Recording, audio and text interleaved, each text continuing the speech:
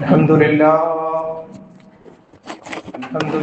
الذي خلق السماوات والأرض وجعل الظلمات والنور.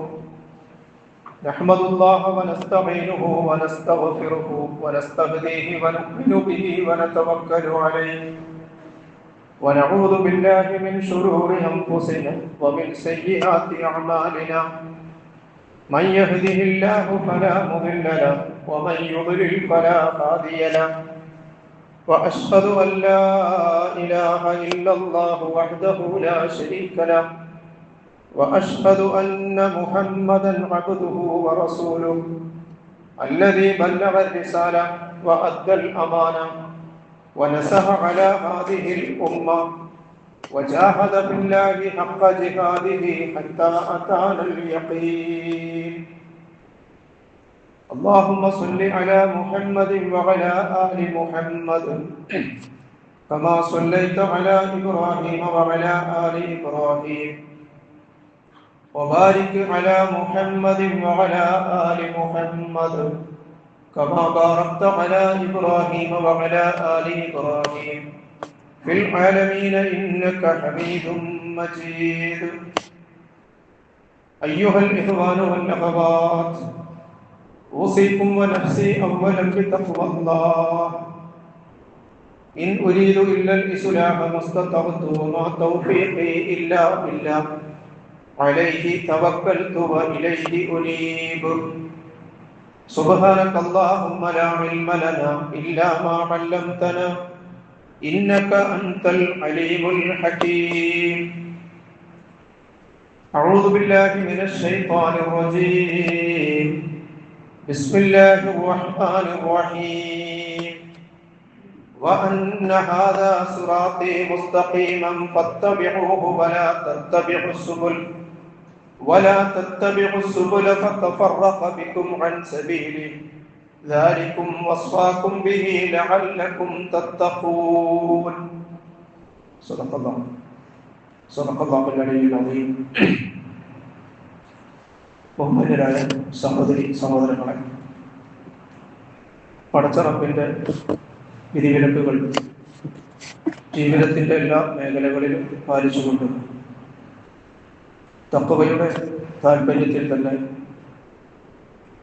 അവസാന ശ്വാസം വരെയും നിലനിന്നു പോകാൻ അതീവ ജാഗ്രതയോടുകൂടി പരിശ്രമിക്കണമെന്ന് എന്നെയും നിങ്ങളെയും ഓർമ്മിപ്പിക്കുകയാണ്, വസിയത്ത് ചെയ്യുകയാണ്. റഹ്മാനും റഹീമുമായ അല്ലാഹു സുബ്ഹാനഹു വ തആല പടച്ചവന്റെ ഇഷ്ടത്തിന് വിട്ടുകൊടുക്കാൻ, രീതിയിൽ ജീവിതത്തെ മുന്നോട്ട് കൊണ്ടുപോകാൻ, ആ മാർഗത്തിൽ അഭിമുഖീകരിക്കേണ്ടി വരുന്ന ഏത് പ്രയാസങ്ങളെയും അള്ളാഹുവിലുള്ള അടിയുറച്ച ഈമാൻ കൊണ്ട് മറികടക്കുവാൻ, അതുവഴി മുത്തഖീങ്ങളും മുഅ്മിനുകളുമായി മുന്നോട്ട് പോകാൻ, കലിമത്തു തൗഹീദ് ഉച്ചരിച്ചുകൊണ്ട് ഈ ലോകത്തോട് വിട പറയാൻ പടച്ച റബ്ബിനെ നിർവൃതിയോടുകൂടി നാളെ കണ്ടുമുട്ടാൻ അള്ളാഹു അവന്റെ മുത്തഖീങ്ങൾക്ക് വേണ്ടി സജ്ജീകരിച്ചു വെച്ചിട്ടുള്ള അള്ളാഹുവിന്റെ സ്വർഗം അനന്തരമെടുക്കാൻ നമുക്കെല്ലാവർക്കും അർഹമുർ റഹീമീനായ അള്ളാഹു തൗഫീഖ് നൽകി അനുഗ്രഹിക്കുമാറാകട്ടെ. കഴിഞ്ഞ വെള്ളിയാഴ്ച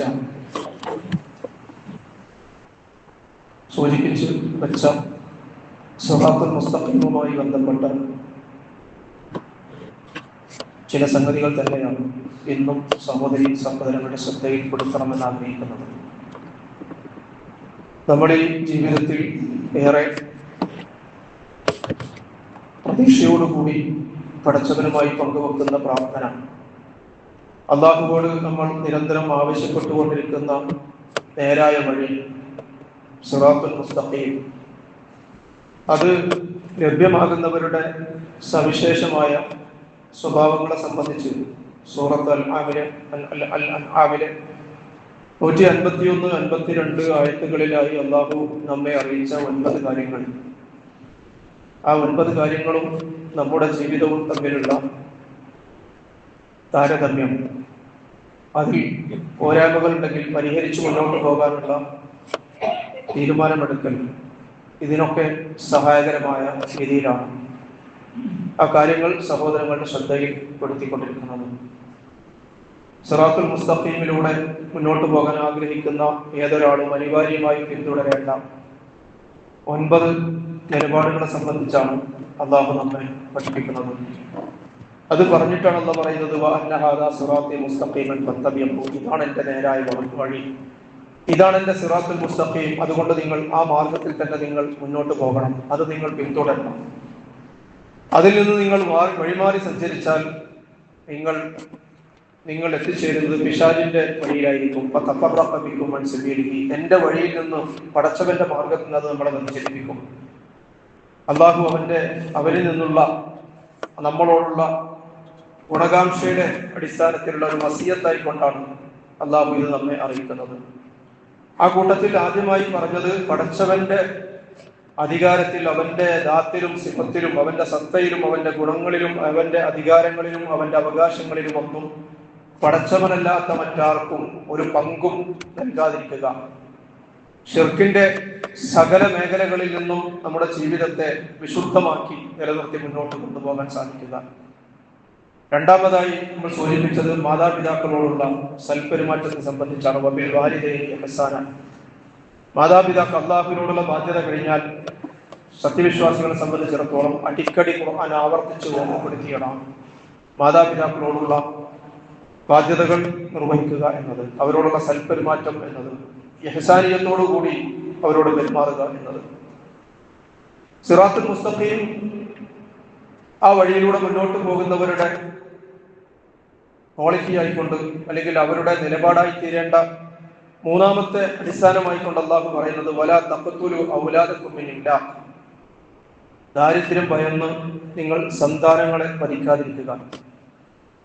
14 നൂറ്റാണ്ട് മുമ്പ് അറേബ്യൻ ജനതയുടെ സാംസ്കാരിക തകർച്ചയുടെയും മൂല്യരാഹിത്യത്തിന്റെയും ഒക്കെ, അവരുടെ ആ ദുഷ്ട മനസ്സിന്റെയും ഒക്കെ പശ്ചാത്തലത്തിൽ നൽകുന്ന ഈ ഉപദേശം, അല്ലെങ്കിൽ പടച്ചവന്റെ ഈ കൽപ്പന, ഇന്ന് 21-ാം നൂറ്റാണ്ടിൽ സഞ്ചരിച്ചു കൊണ്ടിരിക്കുന്ന, സാംസ്കാരികമായി ഒരുപാട് അഭിവൃദ്ധി കൈവരിച്ചു എന്ന് അവകാശപ്പെടുന്ന, ശാസ്ത്ര വൈജ്ഞാനിക രംഗത്ത് വലിയ ഉന്നതങ്ങൾ കീഴടക്കിയെന്ന് അഭിമാനിക്കുകയും ചെയ്യുന്ന ആധുനിക ലോകത്തും അന്നത്തെക്കാളും പ്രസക്തമാണ് ഈ നിർദ്ദേശം എന്ന് നമുക്ക് കാണുവാൻ സാധിക്കും.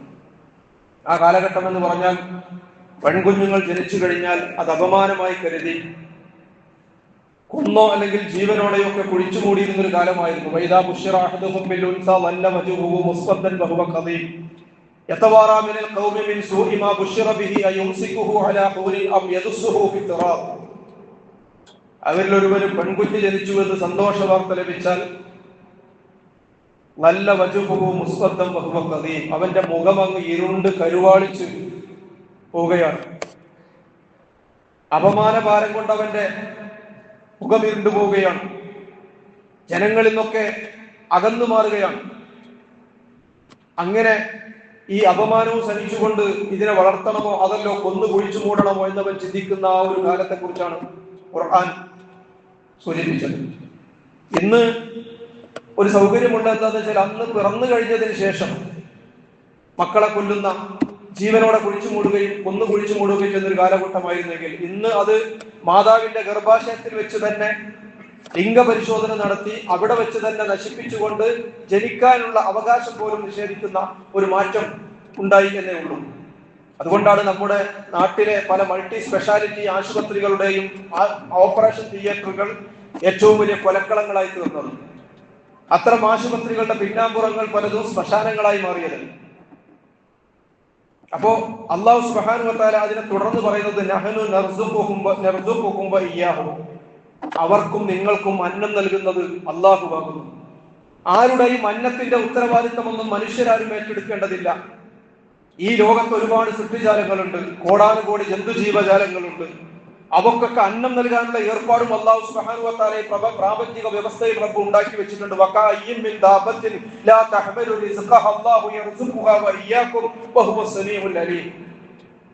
വകഅയ്യിൻ മിൻ ദാബത്തിൻ ലാ തഹ്മിലു റിസ്ഖഹ, എത്ര ജന്തുജീവജാലങ്ങൾ, ചെറുതും വലുതുമായിട്ട്, ആകാശത്തും കടയിലും കരയിലും ആകാശത്തുമായിട്ട് എത്ര ജന്തുജീവജാലങ്ങൾ. ലാ തഹ്മിലു റിസ്ഖഹ, അവയൊന്നും തന്നെ അവയുടെ അന്നവും പേറിക്കൊണ്ടല്ലോ നടക്കുന്നത്. അല്ലാഹു യർസുഖുഹാ വ ഇയ്യാകും, അവക്കും നിങ്ങൾക്കുമൊക്കെ അന്നം നൽകുന്നത് അല്ലാഹുവാണ്. അള്ളാഹുവിന്റെ അന്നദാതാവ് എന്ന ആ ഒരു പടച്ചവന്റെ ആ ഗുണത്തെ, അള്ളാഹുവിന്റെ അപാരമായ കഴിവിനെ അംഗീകരിക്കാൻ കഴിയണം മനുഷ്യന്. കാര്യങ്ങൾ നമ്മുടെ നിയന്ത്രണത്തിൽ അല്ല, നമ്മുടെ അധ്വാന പരിസരങ്ങൾക്കപ്പുറത്ത് പടച്ചവന്റെ ഒരു ഖളാവും അവന്റെ ഒരു തഖ്ദീറും ഒക്കെ നമ്മുടെ റിസ്ഖിന്റെ കാര്യത്തിൽ അതും കൂടി അംഗീകരിച്ചുകൊണ്ട് പോകുന്നവനാണ് മുഅ്മിൻ. അപ്പോ സിറാത്തുൽ മുസ്തഖീമിലൂടെ സഞ്ചരിക്കണം എന്ന് ആഗ്രഹിക്കുന്നവരുടെ മൂന്നാമത്തെ ക്വാളിറ്റിയാണ് അള്ളാഹു എന്ന് പറയുന്നത്. നാലാമതായി അല്ലാഹു സുബ്ഹാനഹു വ തആല പറയുന്നത് വലാ തഖറബുൽ ഫവാഹിഷ മാ ളഹറ മിൻഹാ വമാ ബത്തൻ. നീചവും നികൃഷ്ടവുമായ, അവ ഒളിഞ്ഞതാകട്ടെ തെളിഞ്ഞതാകട്ടെ, ഫവാഹിഷുകളോട്, നീചവൃത്തികളോട് നിങ്ങൾ അടുക്കരുത്, അടുക്കാതിരിക്കുക എന്നതാണ്. ചെയ്യരുത് എന്നല്ല ഖുർആന്റെ പ്രയോഗം. നീചവൃത്തികളോട്, ഫഹ്ശാവുകളോട് അകലം പാലിക്കുന്നവർക്കാണ് സിറാത്തുൽ മുസ്തഖീമിലൂടെ സഞ്ചരിക്കാൻ അർഹതയുണ്ടാവുക. മനുഷ്യ പ്രകൃതി തന്നെ നീചമെന്ന്, മനുഷ്യ പ്രകൃതം തന്നെ നിന്യമെന്നും നികൃഷ്ടമെന്നുമൊക്കെ ഗണിക്കുന്ന ഏത് പ്രവൃത്തിയോടുമുള്ള ഒരു വിശ്വാസിയുടെ സമീപനം എന്തായിരിക്കണമെന്ന് പഠിപ്പിക്കുകയാണ് പരിശുദ്ധ ഖുർആൻ. അത്തരം നീചവൃത്തികൾ നിങ്ങൾ ചെയ്യരുത് എന്നല്ല ഖുർആൻ പറയുന്നത്, മറിച്ച് വലാ തഖ്റബു, അവയോട് നിങ്ങൾ അടുക്കുക പോലും ചെയ്യരുത് എന്നാണ്. വ്യഭിചാരം, നഗ്നത, അപവാദ പ്രചരണം, പിതൃഭാര്യ വിവാഹം കഴിക്കൽ എന്നിവയൊക്കെ ഫഹ്ശാകളായി ഖുർആൻ വിശേഷിപ്പിക്കുന്നുണ്ട്. സൂറത്തുൽ നിസായിലെ 22-ാമത്തെ ആയത്തിലും സൂറത്ത് ഇസ്രായിലെ 32-ാമത്തെ ആയത്തിലും അത്തരം പരാമർശങ്ങൾ പരിശുദ്ധ ഖുർആനിൽ നമുക്ക് കാണുവാൻ സാധിക്കും.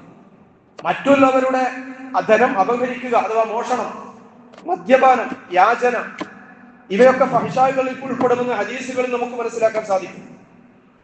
ഇത്തരം ഫഹ്ശാകളോടൊക്കെ അകലം പാലിക്കാൻ സാധിക്കുക, അവയോടൊന്നും അടുക്കാതിരിക്കുന്ന ഒരു നിലപാട് സ്വീകരിക്കാൻ സാധിക്കുക എന്നത് സിറാത്തുൽ മുസ്തഖീമിലൂടെ മുന്നോട്ട് പോകണമെന്ന് ആഗ്രഹിക്കുന്ന വിശ്വാസികൾക്ക് അള്ളാഹു നിർദ്ദേശിച്ചു കൊടുക്കുന്ന നാലാമത്തെ കൽപ്പനയാണ്. വലാ തഖറബുൽ ഫവാഹിഷ മാ ളഹറ മിൻഹാ വമാ ബത്തൻ. അത് ഒളിഞ്ഞതാകട്ടെ തെളിഞ്ഞതാകട്ടെ ആ ഫവാഹിഷുകളോട് അടുക്കുക പോലും ചെയ്ത് അതിലേക്ക് അടുപ്പിക്കുന്നതും മാറി നിൽക്കണം. ഇപ്പൊ വ്യഭിചാരത്തെ സംബന്ധിച്ച് ഖുർആൻ അതാ പറയുന്നത്, വലാ തഖറബുൽ സിന, നിങ്ങൾ വ്യഭിചരിക്കരുത് എന്നല്ല ഖുർആന്റെ പ്രയോഗം. വ്യഭിചാരത്തിലേക്ക് അടുക്കുന്നിടത്തുനിന്ന് പോലും നിങ്ങൾ അകന്നു മാറണം. വ്യഭിചാരത്തിലേക്ക് അടുക്കുന്ന ഒരുപാട് സംഗതികളുണ്ട്. മനുഷ്യന്റെ ഓരോ അവയവങ്ങൾക്കും വ്യഭിചാരമുള്ളതായി റസൂലുള്ളാഹി സ്വല്ലല്ലാഹു അലൈഹി വസല്ലം പഠിപ്പിക്കുന്നുണ്ട്. കണ്ണിന് വ്യഭിചാരമുണ്ട്, അത് നോട്ടമാണ്. കാണാൻ പാടില്ലാത്തത് കാണുക, അശ്ലീലതകളും ആഭാസതകളും ആസ്വദിക്കുക, അത് കണ്ണിന്റെ വ്യഭിചാരമായി റസൂലുള്ളാഹി സ്വല്ലല്ലാഹു അലൈഹി വസല്ലം പരിചയപ്പെടുത്തിയതാണ്.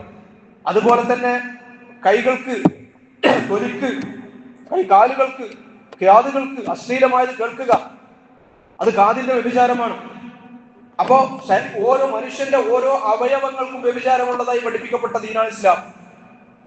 അപ്പൊ അത്തരം ഫഹ്ശാകളിൽ നിന്ന്, വിലക്കപ്പെട്ടതിൽ നിന്നും വിട്ടു നിൽക്കാനുള്ള ഒരു ശേഷി ആർജിക്കാൻ മനുഷ്യന് സാധിക്കണം, വിശ്വാസികൾക്ക് കഴിയണം എന്നുള്ളതാണ്.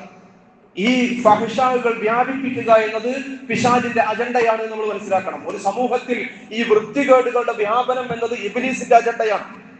ഇത്തരം നീചവൃത്തികളിൽ നിന്നും അകന്നു നിൽക്കാൻ സാധിക്കണമെങ്കിൽ പിശാചുമായി നിരന്തരം സംഘട്ടത്തിൽ ഏർപ്പെട്ടുകൊണ്ടേ സാധ്യമാവൂ എന്ന് കൂടി നമ്മൾ മനസ്സിലാക്കണം. ഒരു സത്യവിശ്വാസിയുടെ ജീവിതം തന്നെ അങ്ങനെയാണ് മുന്നോട്ട് പോകേണ്ടത്. നിരന്തരമായി ഇബ്ലീസിനോട് ഏറ്റുമുട്ടിക്കൊണ്ടുള്ള, സകല പൈശാചികതകളോടും ഏറ്റുമുട്ടിക്കൊണ്ടുള്ള ഒരു ജീവിതമാണ് വിശ്വാസികൾക്ക് ഈ ലോകത്ത് സാധ്യമാകേണ്ടത്. കാരണം പിശാച് മനുഷ്യനെ നീചവൃത്തിയിലേക്ക് നിരന്തരം ക്ഷണിച്ചുകൊണ്ടിരിക്കുകയാണ്. അവന്റെ അജണ്ട തന്നെ വൃത്തികേടുകളുടെ വ്യാപനമാണ്, അശ്ലീലതകളുടെയും ആഭാസത്തരങ്ങളുടെയും വ്യാപനമാണ്. പിശാച് നിങ്ങളെ ദാരിദ്ര്യം ഭയപ്പെടുത്തുക മാത്രമല്ല, നിങ്ങളെ അരുതായ്മകളിലേക്ക്, നീചമാർഗത്തിലേക്ക്, വൃത്തികേടുകളിലേക്ക്, അശ്ലീലതകളിലേക്ക്, ആഭാസത്തരങ്ങളിലേക്ക്, താന്തോന്നിത്തത്തിലേക്ക്, തന്നിഷ്ടങ്ങളിലേക്ക് നിരന്തരമായി പിശാച് നിങ്ങളെ പ്രേരിപ്പിച്ചുകൊണ്ടിരിക്കും.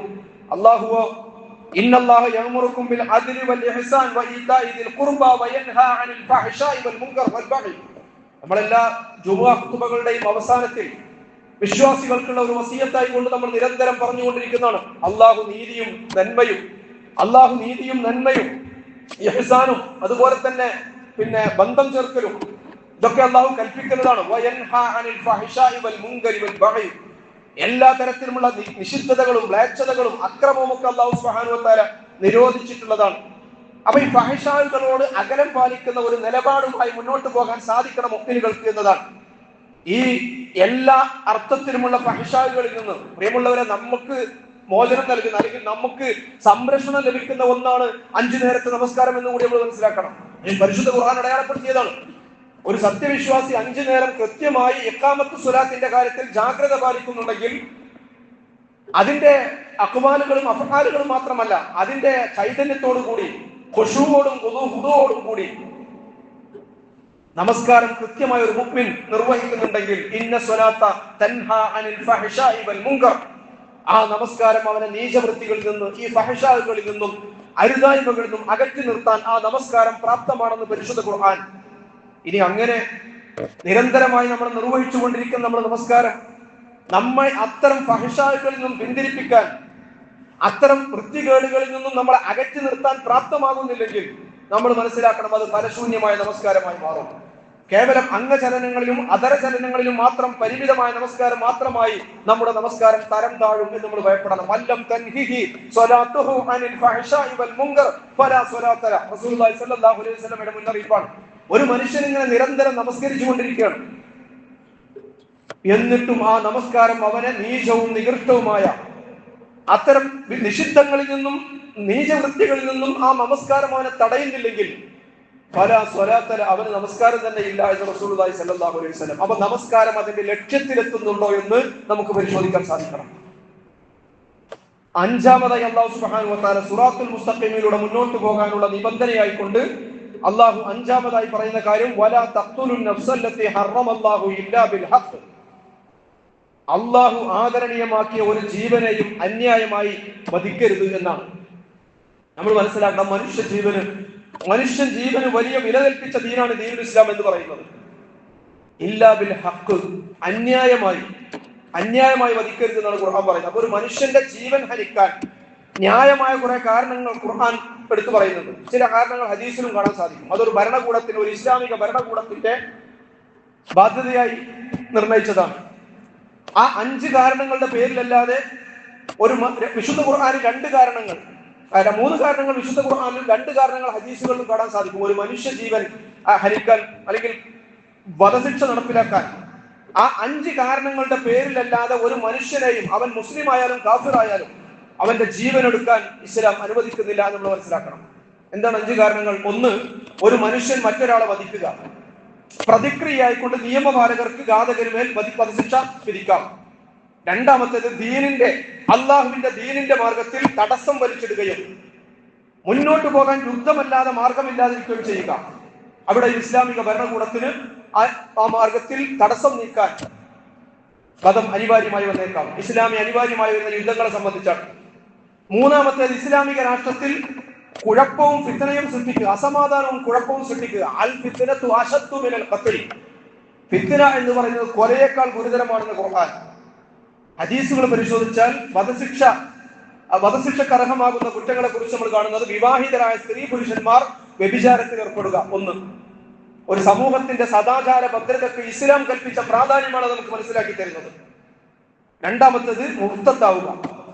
നമ്മൾ ഇന്ന് ലോകത്ത് നടന്നുകൊണ്ടിരിക്കുന്ന, നമ്മുടെ നാട്ടിൽ നടന്നുകൊണ്ടിരിക്കുന്ന നരഹത്യകൾ എടുത്തു പരിശോധിച്ചാൽ അവയുടെ കാരണങ്ങൾ ഈ 5 ഉൾപ്പെടാത്താണ് അധികവും, മഹാഭൂരിപക്ഷവും നമുക്ക് കാണുവാൻ സാധിക്കും. എന്നല്ല, നമ്മുടെ നാട്ടിൽ ഓരോ ദിവസവും പത്രമാധ്യമങ്ങളിലൂടെ നമ്മൾ എന്നല്ല, ഇവിടെ സോഷ്യൽ മീഡിയയിലൂടെ വന്നുകൊണ്ടിരിക്കുന്ന വധവാർത്തകൾ കേട്ടാൽ വധിക്കപ്പെടുന്നവർക്ക് എന്തിനാണ് തങ്ങൾ കൊല്ലപ്പെടുന്നത് എന്ന് പോലും അറിയുന്നില്ല. ഘാതകർക്ക് എന്തിനാണ് തങ്ങൾ ഈ നീചകൃത്യം, ഈ കൊടുംപാതകം ചെയ്യുന്നത് എന്ന് പോലും അറിയാതെ ലഹരിയുടെയും മദ്യത്തിന്റെയും വ്യാപന കാലത്ത് നിരന്തരമായ കൊലപാതകങ്ങൾ സാർവത്രികമായി തീർന്ന ഒരു കാലത്താണ് നമ്മൾ ജീവിച്ചുകൊണ്ടിരിക്കുന്നത്. ഇന്നല്ലദീന, ഒരു മനുഷ്യജീവൻ ഹനിക്കുന്നതിനെ സംബന്ധിച്ച് ഖുർആൻ പറയുന്നത്, അന്യായമായി ഒരു മനുഷ്യജീവൻ ഹനിക്കുന്നത് ലോകത്തെ മുഴുവൻ മനുഷ്യരെയും കൊല്ലുന്നത് തുല്യമാണ് എന്നാണ്. അന്നഹു മൻ ഖതല നഫ്സൻ ബിഗൈരി നഫ്സിൻ ഔ ഫസാദിൻ ഫിൽ അർദ് ഫകഅന്നമാ ഖതല അന്നാസ ജമീഅ. അന്യായമായ ഒരു മനുഷ്യ ജീവൻ ഹനിക്കപ്പെടുന്നത് മുഴുവൻ മനുഷ്യരെയും വധിച്ചതിന് തുല്യമാണെന്ന് അടിവരയിട്ടത് ഖുർആൻ. അത്രയും ഗൗരവത്തോടു കൂടിയാണ് മനുഷ്യജീവനെ അല്ലാഹു സുബ്ഹാനഹു വ തആല പരിഗണിച്ചിരിക്കുന്നത്. മനുഷ്യജീവനെ ഏറെ ആദരിച്ച ദീനാണ് ഇസ്ലാം എന്ന് നമ്മൾ മനസ്സിലാക്കണം. നിസ്സാരമായ കാരണങ്ങളുടെ പേരിൽ, സ്വത്ത് തർക്കത്തിന്റെ പേരിൽ, ലഹരിക്കടിപ്പെട്ടുകൊണ്ട്, സ്വബോധം നശിച്ചുകൊണ്ട് കൊലപാതകങ്ങൾ വ്യാപകമായ ഒരു കാലത്ത് വിശുദ്ധ ഖുർആനിന്റെ ഈ കൽപ്പന എത്ര പ്രസക്തമാണെന്ന് നമ്മൾ ആലോചിക്കേണ്ടതുണ്ട്. വലാ തഖറബു മാലൽ യതീമി ഇല്ലാ ബില്ലത്തി ഹിയ അഹ്സൻ. സിറാത്തുൽ മുസ്തഖീമിലൂടെ മുന്നോട്ട് പോകാൻ വിശ്വാസികൾക്ക് അല്ലാഹു സുബ്ഹാനഹു വ തആല വെക്കുന്ന 6ാമത്തെ മാനദണ്ഡം അതാണ്. വലാ തഖറബു മാലൽ യതീമി ഇല്ലാ ബില്ലത്തി ഹി അഹ്സൻ. അനാഥരുടെ മുതലിനോട് ഏറ്റവും നല്ല രീതിയിലല്ലാതെ നിങ്ങൾ അടുത്തു പോകരുത്. പരിശുദ്ധ ഖുർആനിൽ സൂറത്തു ബഖറയിലും സൂറത്തു നിസായിലും ഒക്കെ അനാഥകളോടുള്ള സൽപെരുമാറ്റത്തെ കുറിച്ച് ഒരുപാട് പറഞ്ഞിട്ടുണ്ട് ഖുർആൻ. ഒരു സമൂഹത്തിൽ അനാഥരുടെ സംരക്ഷണത്തിന് ദീനുൽ ഇസ്ലാം ഏർപ്പെടുത്തിയ പല സംവിധാനങ്ങളിൽ ഒന്നാണ് അവരുടെ മുതലുകൾ കൈകാര്യം ചെയ്യുമ്പോൾ അത് നിസ്വാർത്ഥമായി സതുദ്ദേശത്തോടും ഗുണകാംക്ഷയോടും കൂടി ആയിരിക്കണമെന്നത്. അതിൽ വീഴ്ച വരുത്തിയാൽ അവർക്ക് അർഹതപ്പെട്ട എന്തെങ്കിലും സ്വയം ആഹരിക്കുകയോ അല്ലെങ്കിൽ തന്റെ കുടുംബത്തിന് ആഹരിക്കാൻ നൽകുകയോ ചെയ്താൽ അവർ തങ്ങളുടെ വയറ്റിൽ നിറക്കുന്നത് തീയാണെന്ന് ഖുർആൻ മുന്നറിയിപ്പ് നൽകി. ഇന്നല്ലദീന യൽകുലൂന അംവാലൽ യതീമ ദുൽമൻ ഇന്നമാ യൽകുലൂന ഫീ ബുത്തൂനിഹിം നാറ. അനാഥരുടെ മുതലുകൾ അന്യായമായി അക്രമമായി ആരെങ്കിലും ഭക്ഷിക്കുന്നുവെങ്കിൽ ആഹരിക്കുന്നുവെങ്കിൽ അവർ അവരുടെ വയറ്റിൽ നിറക്കുന്നത് അഗ്നിയാണ് എന്ന് പറഞ്ഞാൽ ചോദിക്കാനും പറയാനൊന്നും ആരുമില്ല. കുടുംബത്തിൽ തന്നെ ഉള്ള അനാഥകളുടെ കാര്യത്തിൽ അവരുടെ മാതാപിതാക്കളുടെ സ്വത്തുണ്ട്, പക്ഷെ അവർ കുട്ടികളാണ്. അത് കൈകാര്യം ചെയ്യുന്ന ആളുകൾ ഉണ്ടാവും. അത് കൈകാര്യം ചെയ്യുന്നിടത്ത് ഏറെ സൂക്ഷ്മത പാലിക്കണമെന്നാണ്. ഏറ്റവും ഉത്കൃഷ്ടമായ രീതിയിൽ ഇല്ലാ ബില്ലത്തി ഹി അഹ്സൻ, ഏറ്റവും ഉത്കൃഷ്ടമായ ഇഹ്സാനിയത്തോടു കൂടി മാത്രമേ അവരുടെ മുതൽ കൈകാര്യം ചെയ്യാൻ പാടുള്ളൂ. അതിൽ ഒരു നയാ പൈസ പോലും സ്വന്തത്തിന് വേണ്ടി ചെലവഴിക്കുന്നില്ല എന്ന് അത് കൈകാര്യം ചെയ്യുന്നവർ ഉറപ്പുവരുത്തണം എന്നുള്ളതാണ്. അത്രയും ഗൗരവത്തിലാണ് അല്ലാഹു സുബ്ഹാനഹു വ തആല കാര്യം ഓർമ്മിപ്പിക്കുന്നത്.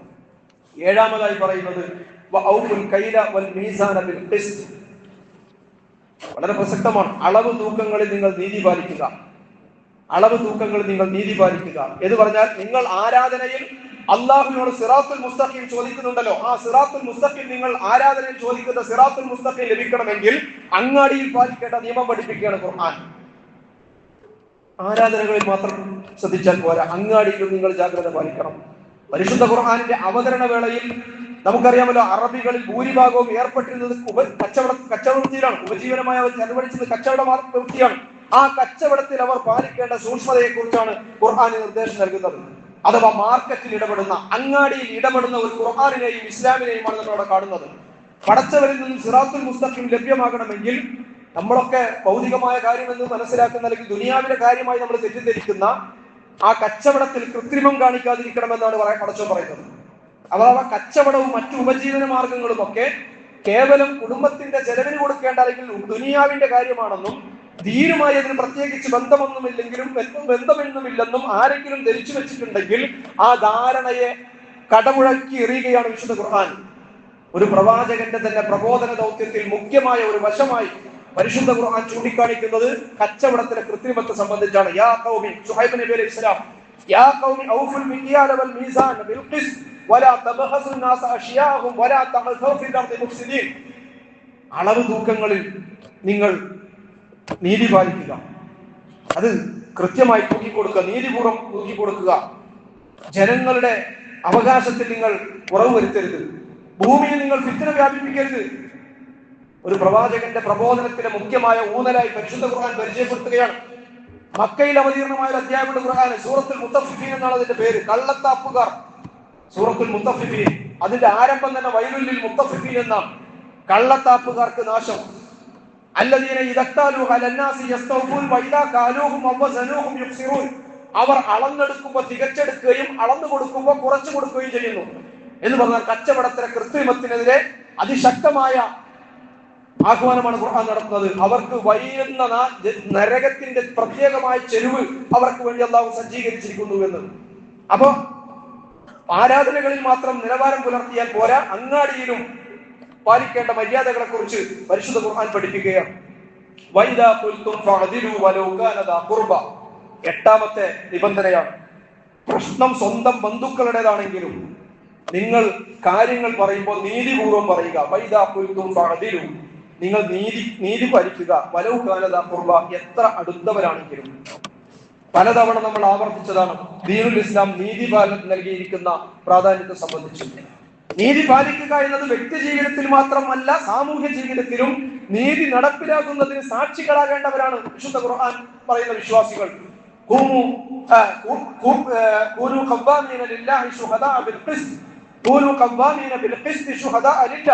ഇത് രണ്ടും വിശുദ്ധ ഖുർആൻ ആവർത്തിക്കുന്നതാണ്. നീതിയും നീതിപാലനം വിശ്വാസികളുടെ മുഖമുദ്രയായി നീതിയിൽ വിട്ടുവീഴ്ചയില്ലാത്ത നിലപാടുമായി മുന്നോട്ട് പോകാൻ സാധിക്കണം മുഅ്മിനുകൾക്ക് എന്ന്. സർവത്ര അനീതി നിറഞ്ഞു നിൽക്കുന്ന ഒരു ലോക ഘടനയിലാണ് ഞാനും നിങ്ങളും ജീവിച്ചുകൊണ്ടിരിക്കുന്നത്. നീതി ഒരു സ്വപ്നമായി അവശേഷിക്കുന്ന പതിനായിരങ്ങൾ അല്ലെ തടവറകളിൽ കഴിഞ്ഞു കൂടിക്കൊണ്ടിരിക്കുന്ന ഒരു കാലഘട്ടത്താണ് നമ്മൾ ജീവിക്കുന്നത്.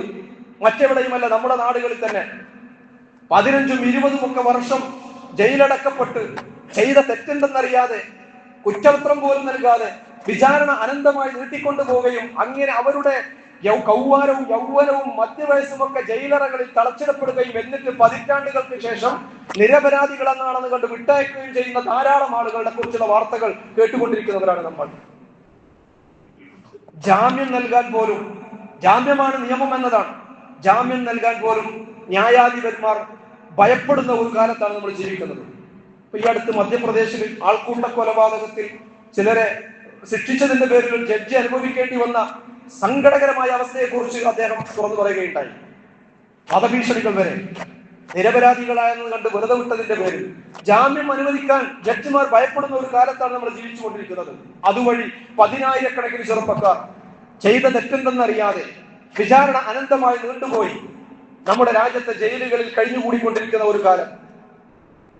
പ്രിയമുള്ളവരെ, നീതി നടപ്പിലാകുന്നുണ്ട് എന്ന് സാക്ഷ്യം വഹിക്കാൻ ചുമതലപ്പെടുത്തപ്പെട്ട വിശ്വാസികൾ എന്ന നിലക്ക് ഈ അനീതിയോട് രാജിയാവാത്ത ഒരു മനസ്സെങ്കിലും നമുക്ക് കാത്തു സൂക്ഷിക്കാൻ കഴിയണം. അനീതിയോട് രാജിയാകാത്ത ഒരു മനസ്സ് കാത്തു സൂക്ഷിക്കാൻ കഴിയണം. ഈ അനീതിയെ വെറുക്കുന്ന ഒരു മനസ്സ് വിശ്വാസികൾക്ക് ഉണ്ടാകണം എന്നുള്ളതാണ്. അപ്പോ നീതിക്ക് സാക്ഷ്യം വഹിക്കാൻ, നീതി നടപ്പിലാകുന്ന ഒരു ലോകത്തിന് വേണ്ടി സാധ്യമാകുന്ന വിധം പരിശ്രമിക്കാൻ, ആ പരിശ്രമങ്ങളിൽ പങ്കാളികളായി തീരാൻ സാധിക്കണം മുഅ്മിനുകൾക്ക് എന്ന ഒരു പാഠവും കൂടി വിശുദ്ധ ഖുർആൻ നമുക്ക് നൽകുന്നുണ്ട്. 9ാമത്തെ മാനദണ്ഡമായി ഖുർആൻ പറയുന്നതാണ്, സിറാത്തുൽ മുസ്തഖീമിലൂടെ മുന്നോട്ട് പോകാൻ വിശ്വാസികൾക്ക് അല്ലാഹു വെക്കുന്ന നിബന്ധനകളിൽ 9ാമത്തേത് പടച്ചവന്റെ പ്രതിജ്ഞകൾ പാലിക്കുക. അള്ളാഹുവിന്റെ പ്രതിജ്ഞകൾ, പടച്ചവനോടുള്ള കരാറിനെ കുറിച്ച് പരിശുദ്ധ ഖുർആനിൽ പല ഭാഗങ്ങളിൽ നമുക്ക് കാണാൻ സാധിക്കും.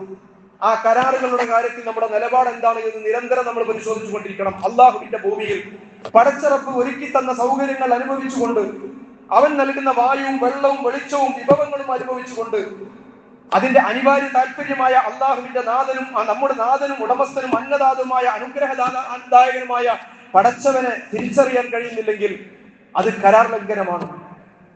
നമുക്ക് ജീവനും ജീവിതവും ജീവിത വിഭവങ്ങളും നൽകിയ പടച്ചവനെ തിരിച്ചറിഞ്ഞുകൊണ്ട് അവനോട് നന്ദി കാണിച്ചുകൊണ്ടുള്ള ഒരു ബന്ധം നിലനിർത്തണം.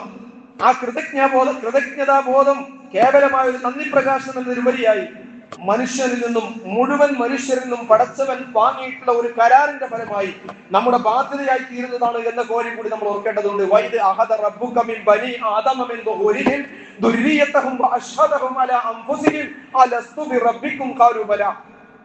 അല്ലെ, മനുഷ്യപുത്രന്മാരുടെ മുതുകുകളിൽ അവരുടെ സന്തതി പരമ്പരകളുടെ ആത്മാവുകളെ പുറത്തെടുത്തുകൊണ്ട് അവരെ തങ്ങളുടെ മേൽ സ്വയം തന്നെ സാക്ഷികളാക്കിക്കൊണ്ട് അല്ലാഹു സുബ്ഹാനഹു വ തആല ചോദിച്ചിരുന്നു, അലസ്തു ബി റബ്ബിക്കും, ഞാൻ നിങ്ങളുടെ റബ്ബല്ലയോ? മുഴുവൻ മനുഷ്യരുടെയും ആത്മാവുകളെ പുറത്തെടുത്തുകൊണ്ട് പടച്ചവൻ ആലമുൽ അർവാഹിൽ വെച്ചുകൊണ്ട് മനുഷ്യനുമായി നടത്തിയ ഒരു കരാറിനെ കുറിച്ചാണ് ഖുർആൻ പറയുന്നത്. അലസ്തു ബി റബ്ബിക്കും, ഞാൻ നിങ്ങളുടെ റബ്ബല്ലയോ? മനുഷ്യൻ പറഞ്ഞു, ബല, അതെ. ഖാലൂ ബല ഷഹീദന, ഞങ്ങൾ അതിന് സാക്ഷിയാണ്. അപ്പൊ അള്ളാഹുവിനെ ഉടമസ്ഥനും രക്ഷിതാവുമായി അംഗീകരിച്ചു കഴിഞ്ഞാൽ പടച്ചവന്റെ തൃപ്തിക്കും അവന്റെ ഇഷ്ടത്തിനും അനുസരിച്ച് ജീവിക്കാനല്ലേ മനുഷ്യരെന്ന നിലക്ക് നമുക്ക് നിർവാഹമുള്ളൂ. ആ ഇഷ്ടത്തിന് വിട്ടുകൊടുത്ത ഒരു ജീവിതത്തിന്റെ ഉടമകളായി തീരാൻ, അതുവഴി സിറാത്തുൽ മുസ്തഖീമിലൂടെ മുന്നോട്ട് പോകാൻ, പടച്ചവൻ തൃപ്തിപ്പെടുന്നവരുടെ കൂട്ടത്തിൽ ഉൾപ്പെടാൻ, وأن هذا صراطي مستقيما فاتبعوه ولا تتبعوا السبل فتفرق بكم عن سبيله ذلكم وصاكم به لعلكم تتقون. ഇതാണ് എന്റെ മാർഗം. ഈ 5ഉം 4ഉം 9 കാര്യങ്ങൾ 2 ആയത്തുകളിലായി അല്ലാഹു സുബ്ഹാനഹു വ തആല പറഞ്ഞിട്ട് അതിന്റെ കൺക്ലൂഷൻ ആയിക്കൊണ്ട് പടച്ചറബ്ബ് പറയാണ്, ഇതാണ് എന്റെ മാർഗം. ഫത്തബിഉഹു, അതുകൊണ്ട് ആ വഴി നിങ്ങൾ പിന്തുടരണം, ആ മാർഗം നിങ്ങൾ പിന്തുടരണം. വലാ തത്തബിഉ സുബുല ഫതഫറഖ ബികും അൻ സബീലിഹി, നിങ്ങൾ നാഥനോട് നിരന്തരം ചോദിച്ചു കൊണ്ടിരിക്കുന്നത് ആ മാർഗം തന്നെയാണ് മഹാന്മാരായ പ്രവാചകന്മാരുടെയും പ്രവാചകന്മാരെ പിന്തുടർന്ന സലഫു സ്വാലിഹീങ്ങളുടെയും മാർഗമെങ്കിൽ ആ മാർഗത്തിൽ തന്നെ മുന്നോട്ട് പോകേണ്ട വഴി പടച്ചവൻ പറഞ്ഞു തരികയാണ്. വഴിയിലൂടെ സഞ്ചരിക്കേണ്ടത് നമ്മളാണ്. വഴി മാറി സഞ്ചരിച്ചാൽ അതിന്റെ അനന്തരഫലം അനുഭവിക്കേണ്ടത് നമ്മളാണ്. അല്ലാഹു സുബ്ഹാനഹു വ തആല പടച്ചവൻ തൃപ്തിപ്പെട്ട വഴിയിൽ മുന്നോട്ട് പോകുന്നവരുടെ കൂട്ടത്തിൽ സിറാത്തുൽ മുസ്തഖീമിലൂടെ തന്നെ സഞ്ചരിച്ച് സ്വർഗ്ഗം നേടിയെടുക്കുന്നവരുടെ കൂട്ടത്തിൽ നമ്മളെ എല്ലാവരെയും അല്ലാഹു ഉൾപ്പെടുത്തി അനുഗ്രഹിക്കുമാറാകട്ടെ. അഖൂലു ഖൗലി ഹാദാ അസ്തഗ്ഫിറുല്ലാഹ ലി വലക്കും.